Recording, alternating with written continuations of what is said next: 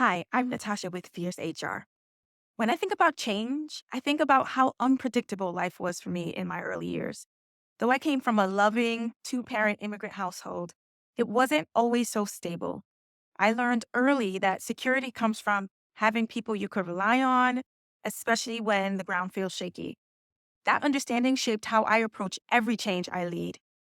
In one of my previous roles, I was partnering with a department that was going through a major transformation. The team was shifting to an agile framework and people were nervous. They had been working a certain way for years and suddenly everything was up in the air. There was real fear in the air, fear of the unknown, fear of being left behind, and fear of losing what they knew. I could feel that anxiety and I knew that pushing the change wouldn't help. What mattered was creating a space where people felt heard and understood. I've always believed that change is less about strategy on paper and more about the hearts and the minds of people involved. So I made a choice.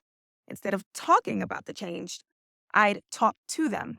Instead of imposing the change from the top, we started with listening sessions where people could voice their fears and ask questions. No judgment, no pressure.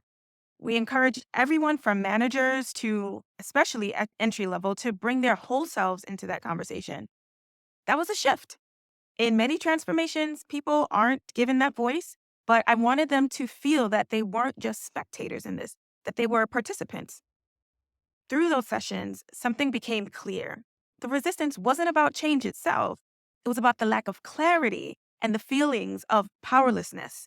So we built a roadmap that not only explained the what, but more importantly, the why and the how.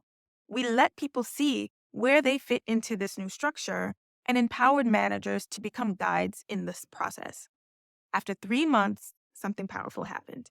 The same people who had been the most resistant became advocates for the transformation. The anxiety turned into curiosity, then engagement, and eventually, even kind of sort of excitement. We didn't just complete the change, we created a foundation of trust and carried that forward.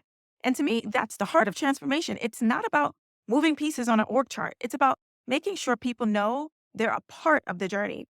Leading through change isn't about strategy, it's about making people feel safe enough to take risks, to step into the unknown because they trust that they'll be supported.